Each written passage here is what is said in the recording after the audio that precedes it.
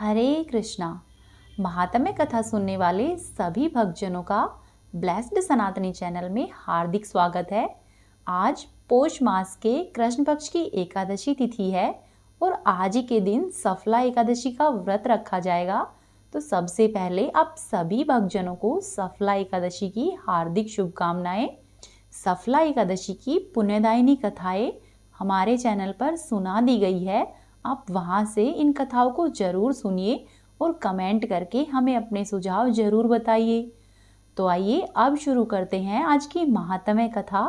महात्म्य कथा शुरू करने से पहले आप सुनिए प्रभु श्रीहरि की एक बड़ी ही सुंदर सी कथा, जो कि प्रभु के चरणों में आपकी भक्ति, श्रद्धा और विश्वास को बढ़ाएगी। एक बार की बात है, एक व्यक्ति था, वह जीवन भर ही राम के नामों का जप करता रहता। अब वह बूढ़ा हो चला था, परंतु फिर भी वह हर कार्य भगवान श्री राम की इच्छा मानकर ही करता रहता। अब तो वह इतना कमजोर हो चुका था कि अपनी जगह से बिना किसी सहारे के उठ भी नहीं पाता था। ऐसी स्थिति में भी उसने राम नाम का जप करना बंद नहीं किया। वो पूरे ही दिन मन ही मन में राम का नाम लेता और राम नाम की वजह से ही उसे अपनी तकलीफें सहन करने की शक्ति मिलती। बूढ़े हो चुके इस आदमी के दो बेटे थे, जो कि प्रतिदिन ही उसकी नित्य कर्म करने में मदद करते। शुरू में तो वे दोनों बिना कुछ कहे ही अपने बूढ़े बाप की सहायता किया करते, परंतु फिर धीरे धीरे जैसे उनका बाप बुलाता तो आते। लेकिन जैसे जैसे वक्त बीतता गया तो वृद्ध पुरुष के 2-3 बार बुलाने पर भी वे मुश्किल से ही आते। और फिर कुछ समय और बीता और अब तो ऐसा होने लगा कि वृद्ध पुरुष उन्हें आवाज देता और वो अनसुना करके कई बार बुलाने पर भी एक बार आते। और अब तो वो कभी कभी आते और रात में नहीं भी आते। अब हालात ऐसे हो चुके थे कि बूढ़ा व्यक्ति अक्सर ही बिस्तर गंदा कर दिया करता और जब तक उसके बेटों से सहायता नहीं मिलती तब तक वह ऐसे ही गंदे बिस्तरों में पड़ा रहता। उसका बुढ़ापा दिन प्रतिदिन बढ़ता जा रहा था और उसकी नज़र भी अब कमजोर हो चुकी थी। इतनी बदहाली में भी उस आदमी ने राम नाम का साथ नहीं छोड़ा और अपने जीवन को भगवान की इच्छा मानकर स्वीकार किया। एक बार बूढ़े को नित्य क्रम करना था। उसने आवाज लगाई और अगले ही पल किसी ने उसका हाथ बड़ी ही कोमलता से पकड़ा और उसे नित्य क्रम करवाकर उसके बिस्तर पर फिर से लिटा दिया। अब तो यह रोजाना का काम हो गया। बूढ़ा आदमी जब भी आवाज लगाता, अगले ही पल उसकी मदद के लिए कोई आता और उसके सारे काम कराकर वहां से चला जाता। बूढ़े व्यक्ति की नजरें कमजोर हो चुकी थी और बूढ़ा व्यक्ति उसे देखकर नहीं पहचान पाता कि यह कौन है। लेकिन बूढ़ा व्यक्ति यह जानता था कि यह उसका बेटा नहीं हो सकता, क्योंकि उसे याद था कि मेरे बेटों का स्पर्श इतना कोमल नहीं है। इसी तरह से कुछ दिन और बीत गए और एक दिन जब बूढ़े आदमी ने अपने नित्य क्रम करने के लिए अपने बेटों से मदद मांगी, तब अगले ही पल उसे फिर से वही मुलायम वाला स्पर्श महसूस हुआ। सारा काम खत्म करने के बाद बूढ़े आदमी ने उस व्यक्ति का हाथ पकड़ लिया और पूछा कि तुम सच सच बताओ, आखिर कौन हो, क्योंकि तुम मेरे बेटे तो नहीं हो सकते। उनके हाथों में और तुम्हारे हाथों में बहुत अंतर है। बूढ़े के ये सवाल सुनकर उस कमरे में बहुत तेज रोशनी हुई और प्रभु ने अपना दिव्य अवतार वहां पर दिखाया।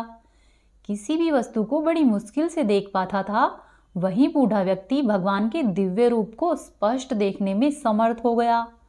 जिस भगवान का नाम वह पूरे जीवन लेता रहा, उसे अपने पास पाकर बूढ़ा व्यक्ति उनके चरणों में गिर पड़ा और बोला कि प्रभु, आज तो मैं धन्य हो गया। आपने मुझे साक्षात दर्शन दिए हैं, लेकिन हे प्रभु, मैं बहुत शर्मिंदा हूँ क्योंकि मैंने आपसे मेरे नित्य क्रम करवाए हैं। मुझे क्षमा कर दीजिए। तब भगवान कहने लगे कि मेरे लिए तो सारे कार्य एक जैसे ही है। अगर वह कार्य मुझे अपने भक्तों के लिए करने पड़े तो मुझे सभी कार्यों में खुशी मिलती है। यदि प्रेम से मेरे भक्त मुझे बुलाते हैं तो मैं उनके हर कार्य करता हूँ और जरूर आता हूँ। बूढ़े ने हाथ जोड़ते हुए भगवान से कहा कि लेकिन भगवान, आप यह सब करने के बजाय मुझे मुक्त क्यों नहीं कर देते? क्या आपके दर्शन के बाद भी मेरी मुक्ति संभव नहीं है?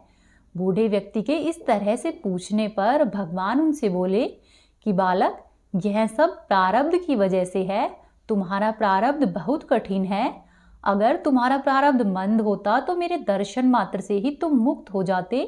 मैं चाहूं तो तुम्हें अभी मुक्त कर सकता हूं, लेकिन फिर से अगले जन्म में तुम्हें अपने प्रारब्ध को भोगने के लिए आना पड़ेगा। इसीलिए अब मैं खुद तुम्हें तुम्हारा प्रारब्ध काटकर मुक्त करवाने के लिए सहायता करता हूँ। ऐसा सुनकर वृद्ध व्यक्ति भाव विभोर हो गया और नेत्रों से अश्रुधारा बहने लगी। कहने लगा कि हे प्रभु, आपकी जो इच्छा हो मैं उसे स्वीकारूंगा और सिर माथे पर रखकर जीवन बिताऊंगा।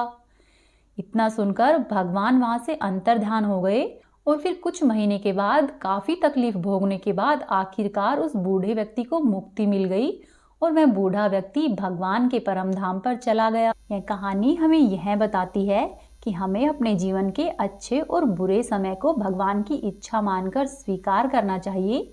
सब कुछ हमारे कर्मों के फलस्वरूप ही हमें हमारे जीवन में मिलता है और भगवान का यदि हम साथ लेते हैं, उनका नाम लेते हैं, तो हमारे जीवन का वह पल भी अच्छे से व्यतीत हो जाता है जो पल हमें बहुत ही कष्टदायक लगता है। और कुछ मनुष्य तो अपने इस क्षण में भगवान को कोसने लगते हैं और उनसे ही सवाल करने लगते हैं। परंतु जो भी मनुष्य प्रभु का सच्चा भक्त है वह उन पर विश्वास रख के उनकी इच्छा मानकर अपने जीवन के कठिन समय को भी बिता लेता है। अब आप सुनिए महात्म्य कथा में आगे का वृतांत। श्री नारायण जी कहते हैं कि नारद, उसके बाद भृगुवंशी परशुराम जी हर्षपूर्वक शिव जी, पार्वती तथा भद्रकाली को प्रणाम करके पुष्कर तीर्थ में गए। वहां पर वे मंत्र को सिद्ध करने लगे। उन्होंने 1 महीने तक अन्न और जल का त्याग कर दिया और भक्ति पूर्वक श्रीहरि के चरणों का ध्यान करते हुए वायु को भी अवरुद्ध कर दिया। फिर आंखें खोलकर देखा तो उनको आकाश से एक अद्भुत तेज आता हुआ दिखाई दिया। उस तेज से दशों दिशाएं प्रकाशित हो रही थी। सूर्य का तेज भी उसके सामने फीका पड़ गया था। उस तेजोमंडल के मध्य में उन्होंने एक रत्न से निर्मित विमान दिखाई पड़ा जिस पर एक अत्यंत ही सुंदर श्रेष्ठ पुरुष दिख रहे थे। वे भक्तों पर अनुग्रह करने वाले थे तथा उनका मुख मंद मुस्कान से खिला हुआ था। परशुराम जी ने उन ईश्वर को दंड की भांति लेटकर सिर से प्रणाम किया और वरदान मांगा कि भगवान, मैं 21 बार पृथ्वी को भूपालों से रहित कर दूं और आपके चरण कमलों में मेरी भक्ति सुदृढ़ हो। मैं निरंतर ही आपका दास बना रहूं, मुझे यही वर प्रदान कीजिए। तब भगवान श्री कृष्ण ने उन्हें वह वरदान दिया और फिर वे अंतर्ध्यान हो गए और परशुराम उन परात्पर श्री कृष्ण को नमस्कार करके अपने आश्रम पर लौट आए। उस समय उनके दाहिने अंग फड़कने लगे जो कि सभी प्रकार के शुभ और मंगलों के सूचक थे। रात में उन्होंने सिद्धियों को प्रकट करने वाले उत्तम स्वप्न भी दिखे। इससे उनका मन रात और दिन प्रसन्न व संतुष्ट रहने लगा। वे स्वजनों से सारा वृतांत बताकर आनंद पूर्वक आश्रम में निवास करने लगे।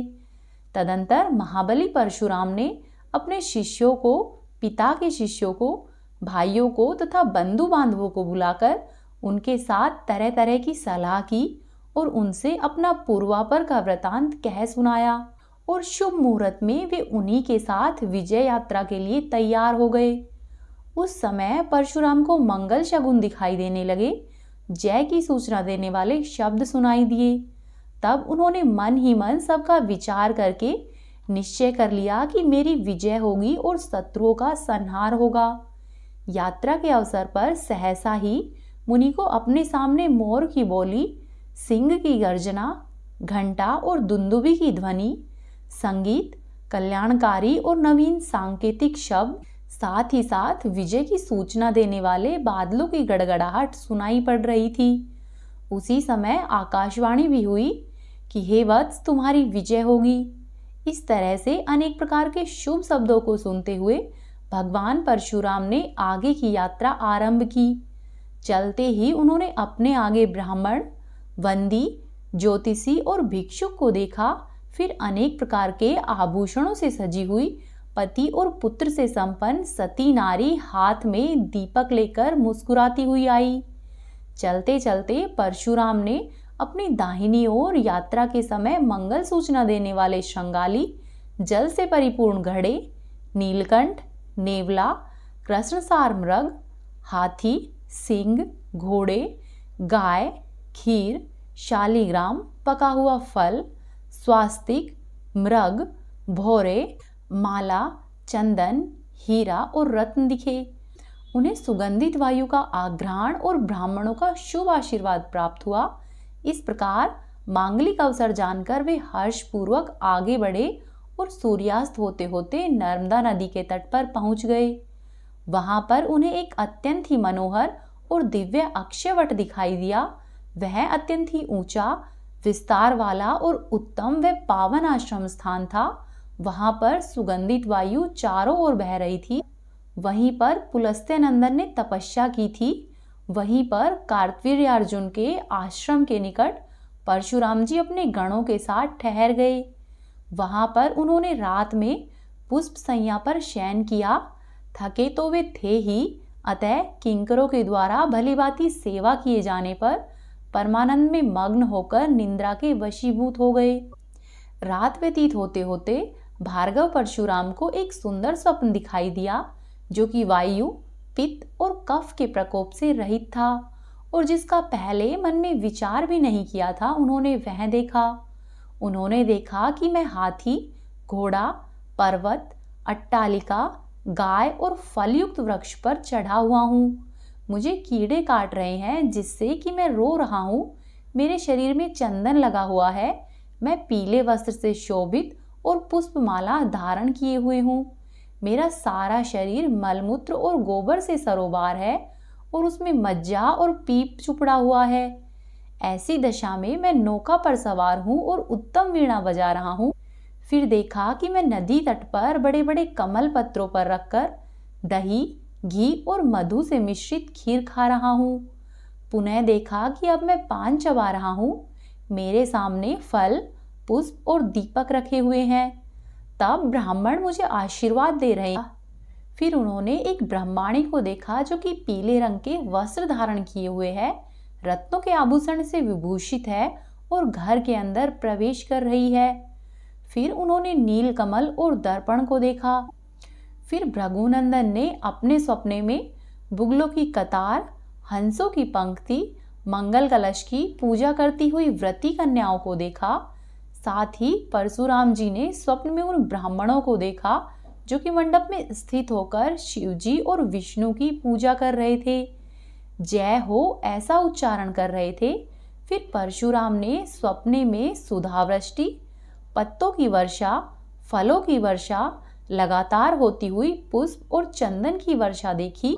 फिर परशुराम ने स्वप्ने में जौ और गेहूं के आटे की पूड़ी और लड्डू देखे और उन्हें खाया। फिर अकस्मात ही अपने आप को शस्त्र से घायल और जंजीर से बंधा हुआ देखकर उसकी तुरंत ही नींद टूट गई और वे प्रातःकाल श्रीहरि का स्मरण करते हुए उठ बैठे। इस स्वप्न से उन्हें अत्यंत ही हर्ष हुआ। तत्पश्चात उन्होंने अपना प्रातःकालिक नित्य कार्य संपन्न किया और मन में ऐसा समझ लिया कि निश्चय ही मैं शत्रुओं पर विजय पाऊंगा।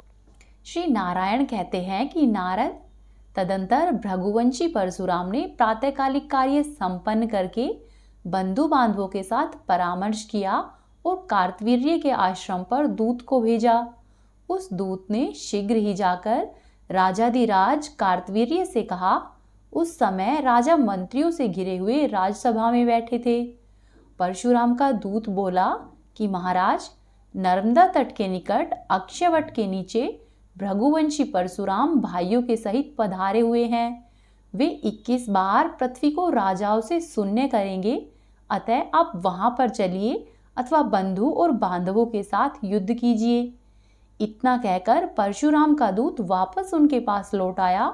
इधर राजा कवच आदि धारण करके रणयात्रा के लिए तैयार हो गया। तब महारानी मनोरमा ने अपने प्राणपति को युद्ध में जाने के लिए तैयार देखकर उसे रोक दिया और अपने पास बिठा लिया। नारद मनोरमा को देखकर राजा के नेत्र और मुख प्रसन्नता से खिल उठे। फिर तो उसने सभा के बीच रानी से अपने मन की बात कही। कार्तवीर्यार्जुन कहने लगे कि हे प्रिय, जमदाग्नि के महान और पराक्रमी पुत्र परशुराम जी भाइयों के सहित नर्मदा नदी के तट पर ठहरे हुए हैं।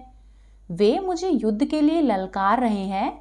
उन्हें शंकर जी से शस्त्र और श्रीहरि का मंत्र, साथ ही साथ कवच भी प्राप्त हुआ है। अतः वे 21 बार भूमि को राजाओं से हीन कर देना चाहते हैं। इस समाचार से मेरे प्राण कांप उठे हैं। मेरा मन बारंबार क्षुब्ध हो रहा है और मेरे बाएं अंग निरंतर ही फड़क रहे हैं। प्रिय, मैंने एक स्वप्न भी देखा है, सुनो। मैंने देखा कि मैं तेल से सरोबार हूँ, लाल वस्त्र धारण किए हुए हूँ, शरीर पर लाल चंदन लगा हुआ है, लोहे के आभूषणों से मैं सुशोभित हूँ, गधे पर चढ़कर हंस रहा हूँ तथा बुझे हुए अंगारों की राशि से क्रीड़ा कर रहा हूँ। हे पतिव्रते, आकाश चंद्रमा और सूर्य से रहित होकर संध्याकालीन लालिमा से व्याप्त हो गया। मैंने एक विधवा स्त्री को देखा जो कि लाल रंग के वस्त्र पहने हुए और खुले बालों से थी। साथ ही उसकी नाक भी कटी हुई थी और वह अट्टहास करती हुई नृत्य कर रही थी। महारानी, मैंने एक चिता देखी जिस पर कि बाण बिछे हुए थे और वह अग्नि से रहित और भस्म से युक्त थी। फिर राख की वर्षा, रक्त की वर्षा और अंगारों की वर्षा देखी। पृथ्वी पके हुए ताड़ के फलों से आच्छादित और हड्डियों से युक्त थी। फिर एक ऐसे भयानक पुरुष को सामने से आते हुए देखा जिसका आकार बेडौल था, मुख विकराल था और जिसके शरीर पर वस्त्र नहीं थे। रात में मैंने ये भी देखा कि एक 12 वर्ष की अवस्था वाली युवती जो कि वस्त्र और आभूषणों से सुशोभित थी, रुष्ट होकर मेरे घर से बाहर जा रही थी। अतः जाते समय उसने मुझसे कहा कि राजेंद्र, आप शोकपूर्ण चित्त से बोलते हैं, अतः मैं आपके घर से वन को चली जाऊंगी। इसके लिए मुझे आज्ञा दीजिए। हे रानी, मैंने ये भी देखा कि क्रुद्ध ब्राह्मण, सन्यासी और गुरु मुझे श्राप दे रहे हैं और दीवार पर चित्रित पुतलिकाएं नाच रही है। हे प्रिय, मैंने एक पुरुष को देखा जो दिगंबर था, जिसके बाल बिखरे हुए थे और जो नीचे की ओर मस्तक तथा पैर ऊपर की ओर करके पृथ्वी पर घूम रहा था। उसकी आकृति और बोली डरावनी थी। फिर प्रातःकाल ग्राम के अधिदेवता का रुदन सुनकर मैं जाग पड़ा। अब बताओ इसका क्या उपाय है। राजा की इस तरह की बातें सुनकर रानी मनोरमा का हृदय दुखी हो गया। वह रोती हुई राजा कार्तवीर्य से गदगद वाणी में बोली। मनोरमा ने कहा कि हे नाथ, आप रमण करने वालों में उत्तम हो, समस्त महिपालों में श्रेष्ठ और मुझे प्राणों से भी अधिक प्रिय हो। हे प्राणेश्वर, मेरा शुभ वचन सुनिए। जमदाग्नि नंदन महाबली भगवान परशुराम नारायण के अंश है। ये सृष्टि का संहार करने वाले जगदीश्वर शिव जी के शिष्य है, जिनकी ऐसी प्रतिज्ञा है कि मैं 21 बार पृथ्वी को राजाओं से शून्य कर दूंगा। उनके साथ आप युद्ध नहीं कीजिए। हे स्वामी, आप रावण को जीतकर स्वयं को सूरवीर मानते हैं। यह आपका भ्रम है, क्योंकि आपने उसे नहीं जीता है, बल्कि वह अपने आप ही अपने पाप से पराजित हुआ है। क्योंकि जो भी मनुष्य धर्म की रक्षा नहीं करता है, उसका भूतल पर कोई रक्षक नहीं होता है।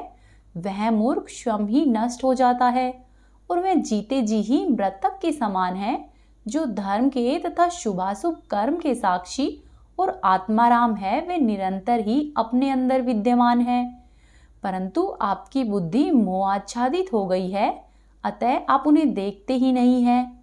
हे राजन, उत्तम धर्मात्माओं के जो जो स्त्री पुत्र आदि समस्त ऐश्वर्य की वस्तुएं हैं, वे सब जल के बुलबुले के समान है और अत्यंत ही विनाशशील है। इसीलिए इस संसार को एक स्वप्न के समान मानना चाहिए। राजन, मालूम होता है कि दत्तात्रेय जी ने आपको जो ज्ञान दिया था वह सब आप भूल गए हैं।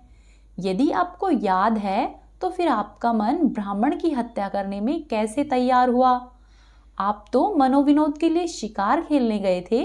वहां पर ब्राह्मण के आश्रम में ठहरकर आपने अपूर्व मिष्ठान का भोजन किया और व्यर्थ ही उन ब्राह्मण को मार डाला। जो गुरु ब्राह्मण और देवता का अपमान करता है, उसके इष्ट देव भी उस पर रुष्ट हो जाते हैं और विपत्ति उसे चारों ओर से आकर घेर लेती है। अतः हे राजेंद्र, आप दत्तात्रेय जी के चरण कमलों का स्मरण कीजिए, क्योंकि गुरु भक्ति सबके और संपूर्ण प्रकार के विघ्नों का विनाश करने वाली है। हे स्वामी, अब आप गुरुदेव की भली भांति अर्चना करके उन भृगुनंदन की शरण ग्रहण कीजिए। परम बुद्धिमान राजा कार्तवीर्य ने मनोरमा की इन बातों को सुनकर उसे समझाया और फिर रानी को इस प्रकार से उत्तर दिया। कार्तवीर्यार्जुन ने कहा कि हे कांते, तुमने जो भी बातें कही है मैंने वे सब सुन ली है। अब मैं जो कुछ कहता हूँ तुम उसको सुनो। शोक से पीड़ित लोगों के वचन स्वभाव में प्रशंसनीय नहीं माने जाते। सुंदरी, कर्मभोग के योग्य काल आने पर सुख, दुख, भय, शोक, कलह और प्रेम ये सभी होते हैं, क्योंकि काल राज्य देता है। काल मृत्यु और पुनर्जन्म का कारण है। काल ही सृष्टि की रचना करता है, काल ही पुनः उसका संहार करता है और काल ही पालन करता है।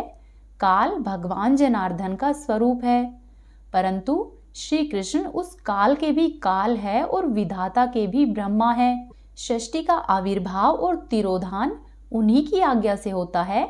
मनुष्य के सारे कार्य उन्हीं की आज्ञा से होते हैं। अपनी इच्छा से कुछ भी नहीं होता। महाबली भगवान परशुराम नारायण जी के अंश है। यदि उन्होंने ऐसी प्रतिज्ञा कर ली है कि मैं 21 बार पृथ्वी को राजाओं से शून्य कर दूंगा, तो उनकी यह प्रतिज्ञा कभी भी विफल नहीं होगी। हे सुव्रते, साथ ही मैं यह भी निश्चित रूप से जानता हूँ कि मैं उनका वध्य हूँ। तब भला भविष्य की बातों को जानकर भी मैं उनकी शरण में कैसे जा सकता हूँ, क्योंकि उन्होंने प्रतिज्ञा की है कि वे मुझे अवश्य ही मारेंगे। हे रानी, प्रतिष्ठित पुरुषों की अपकीर्ति मृत्यु से भी बढ़कर दुखदायिनी होती है। इतना कहकर सम्राट कार्तवीर्य ने समर भूमि में जाने के लिए तैयार होकर बाजा बजवाया और मांगलिक कार्य संपन्न करवाए। वह असंख्य राजाओं को, 3 लाख राजाधिराजों को, महान बल और पराक्रम से संपन्न 100 अक्षौहिणी सेनाओं को तथा असंख्य हाथी, घोड़े, पैदल सिपाही और रथों को साथ में लेकर रणयात्रा के लिए तैयार हुआ।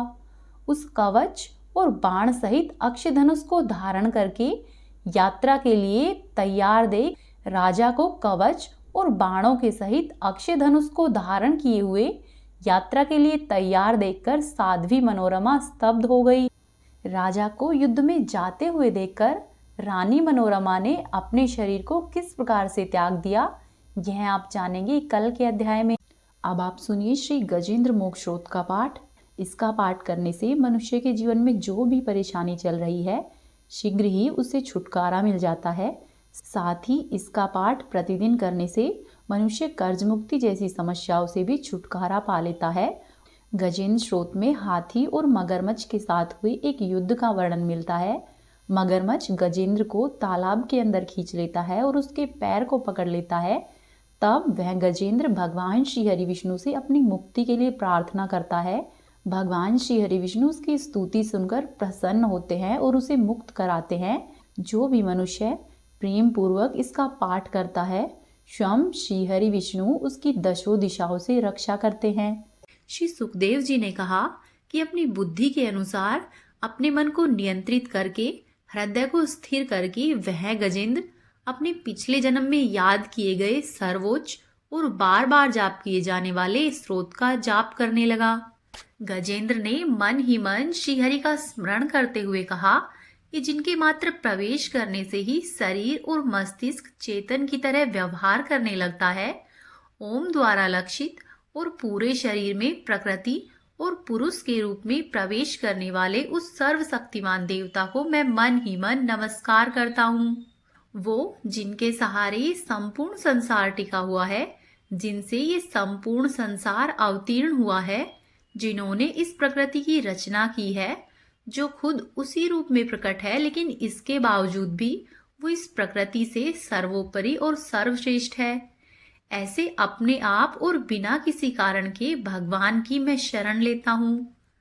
अपनी संकल्प शक्ति के बल पर अपने ही स्वरूप में रचित और सृष्टि काल में प्रकट व प्रलय काल में अप्रकट रहने वाले और इस शास्त्र प्रसिद्धि प्राप्त कार्य कारण रूपी संसार को, जो बिना कुंठित दृष्टि के साक्ष्य रूप में देखते रहने पर भी उसमें लिप्त नहीं होते हैं, चक्षु आदि प्रकाशकों के भी परम प्रकाशक प्रभु है, उन प्रभु को मैं नमस्कार करता हूँ।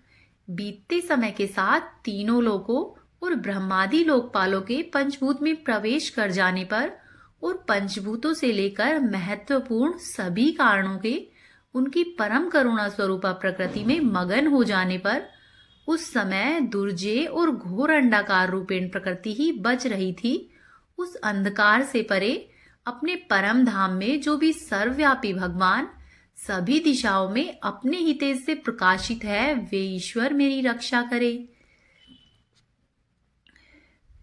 विभिन्न नाट्य रूपों में अभिनय करने वाले और उस अभिनेता के वास्तविक स्वरूप को जिस प्रकार से साधारण लोग नहीं पहचान पाते हैं, उसी तरह से सत्व प्रधान देवता और महर्षि भी जिनके स्वरूप को नहीं जान पाते, ऐसे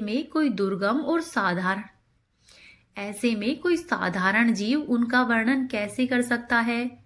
ऐसे दुर्गम चरित्र वाले देवता मेरी रक्षा करे।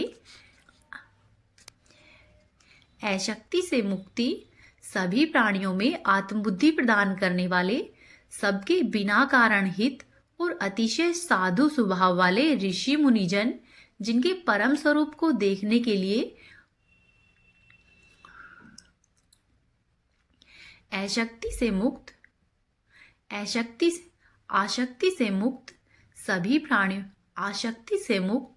सभी प्राणियों में आत्मबुद्धि प्रदान करने वाले, सबके बिना कारण ही हित करने वाले, अतिशय साधु स्वभाव के ऋषि मुनिजन, जिनके परम स्वरूप को देखने के लिए वन में खड़े रहकर अखंड ब्रह्मचर्य और तमाम ही अलौकिक व्रतों का पालन करते हैं, ऐसे प्रभु मुझे सद्गति प्रदान करे। वो जिनका हमारी भांति न तो जन्म होता है और न ही जिनमें अहंकार है, जिनके निर्गुण रूप का ना तो कोई नाम है और ना ही कोई रूप है, इसके बावजूद भी वो समय के साथ इस संसार की सृष्टि और प्रलय के लिए अपनी इच्छा से जन्म स्वीकार करते हैं। ऐसे प्रभु को मेरा बारंबार प्रणाम है। वो प्रभु मेरी रक्षा करे। उस अनंत शक्ति वाले परब्रह्म परमेश्वर को मेरा नमस्कार है। उस प्राकृत, आकार रहित और अनेक रूप वाले अद्भुत भगवान को मेरा नमस्कार है। स्वयं प्रकाश और सभी साक्ष्य परमेश्वर को मेरा सत सत नमन है। वैसे देव जो मन, वाणी और चित्तवृत्तियों से भी परे है, उन्हें मेरा नमस्कार है। विवेक से परिपूर्ण पुरुष के द्वारा सभी सत्व गुणों से पूर्ण, निवृत्त धर्म के आचरण से मिलने योग्य, मोक्ष सुख की अनुभूति रूपी प्रभु है, उनको मेरा नमन है। अपने सभी गुणों को स्वीकार कर, शांत रजोगुण को स्वीकार करके अत्यंत और तमोगुण को अपनाकर मूढ़ से जाने जाने वाले, बिना भेद के और हमेशा ही सद्भाव से पूर्ण ज्ञान धनी प्रभु, आपको मेरा नमस्कार है। शरीर के इंद्रिय आदि के समुदाय रूप और सभी पिंडों के ज्ञाता, सब के स्वामी और साक्षी स्वरूप देव, आपको मेरा नमस्कार है। सभी के अंतर्यामी, प्रकृति के परम कारण, लेकिन खुद बिना कारण के भी जो प्रभु है, उनको मेरा नमस्कार है। सभी इंद्रियों और उनके विषयों को जानकर सभी प्रतीतियों के कारण रूप संपूर्ण जड़ प्रपंच और सबकी मूलभूता अविद्या के द्वारा जो सूचित होते हैं और सभी विषयों में अविद्या रूप से भासने वाले देव को मेरा प्रणाम है। सबके कारण, लेकिन खुद बिना कारण के होने पर भी बिना किसी परिणाम होने की वजह से अन्य कारणों से विलक्षण कारण, आपको मेरा बारंबार प्रणाम है।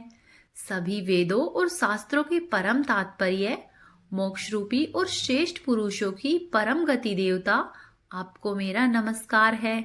वो जो त्रिगुण रूपों में छिपी हुई ज्ञान रूपी अग्नि है, उन गुणों में हलचल होने पर जिनके मन और मस्तिष्क में संसार को रचने की प्रकृति उत्पन्न हो उठती है और आत्मा तत्व की भावना के द्वारा विधि निषेध रूपी शास्त्र से भी ऊपर उठे हुए महात्मा और महाज्ञानियों में जो खुद ही प्रकाशित हो रहे हैं, ऐसे ईश्वर को मेरा नमन है।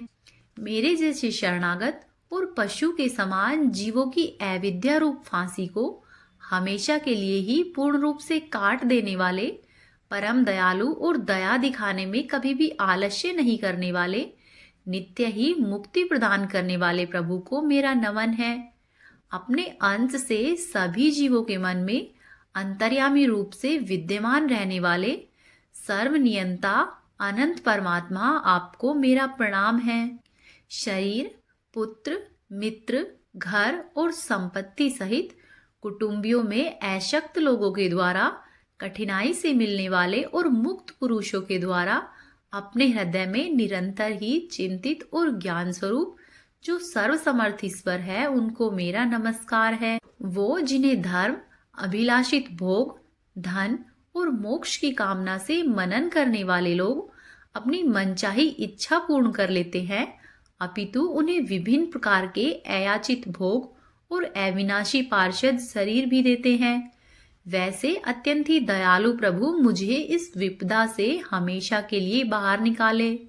वो जिनके एक से अधिक भक्त जो मुख्य रूप से एकमात्र उसी भगवान की शरण में है, धर्म अर्थ आदि किसी भी पदार्थ की लालसा नहीं रखते, जो केवल उन्हीं के परम मंगलमय एवं अत्यंत ही विलक्षण चरित्र के गुणों का गान करते हुए आनंद रूपी समुद्र में गोते लगाते रहते हैं, उस अविनाशी, सर्वव्यापी, सर्वमान्य और ब्रह्मादि के भी नियामक है, अभक्तों के लिए भी प्रकट होने पर भक्ति योग द्वारा प्राप्त होते हैं, अत्यंत ही निकट होने पर भी माया के आवरण के कारण दूर जान पड़ते हैं, इंद्रियों के द्वारा अगम्य और अत्यंत ही दुर्विज्ञ है, अंतरहित लेकिन सभी के आदि कारक और सभी तरफ से परिपूर्ण है, उस भगवान की मैं स्तुति करता हूँ।